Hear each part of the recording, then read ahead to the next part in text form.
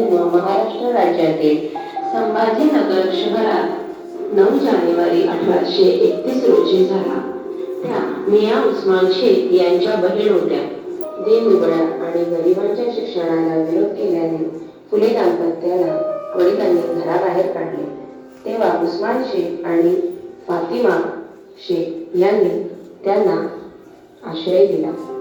महात्मा फुले व सावित्रीबाई फुले यांनी पुण्यात 1848 मध्ये सुरू केलेल्या पहिल्या शाळेत फातिमा शेख या शिक्षिका म्हणून कार्यरत होत्या. शेख यांच्या घरी स्वदेशी वाचनालयाची स्थापना झाली.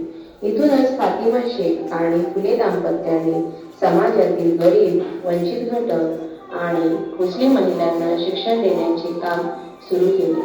वर्ग, धर्म आणि लिंग यांमुळे शिक्षण नाकारले गेलेल्यांच्या शिक्षणासाठी त्यांनी काम केले.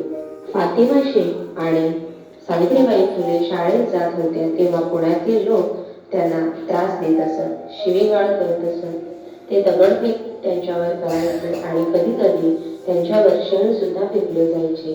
फातिमा शेख यांनी आयुष्यभर समता या तत्वाच्या प्रचारासाठी काम केले. त्यांनी दारोदार जाऊन शिक्षणाचे महत्त्व लोकांना पटवून दिले. सावित्रीबाई फुले यांच्या प्रमाणेच फातिमा शेख या सुद्धा तत्कालीन समाजातील प्रस्थापित वर्गाकडून त्रास सहन करत होत्या. फातिमा शेख यांनी सत्यशोधक समाजाचं देखील काम केलेलं होतं. भारत सरकारने फातिमा शेख यांच्यावरील धडा आणि छायाचित्र हे 2014 मध्ये उर्दू पुस्तकांमध्ये समाविष्ट केलेले होते. सावित्रीबाई फुले यांनी महात्मा फुले यांना 10 ऑक्टोबर 1856 रोजी एक पत्र लिहिलं होतं आणि त्या पत्रामध्ये त्यांनी फातिमा शेख यांचा उल्लेख केलेला आपल्याला दिसून येतो.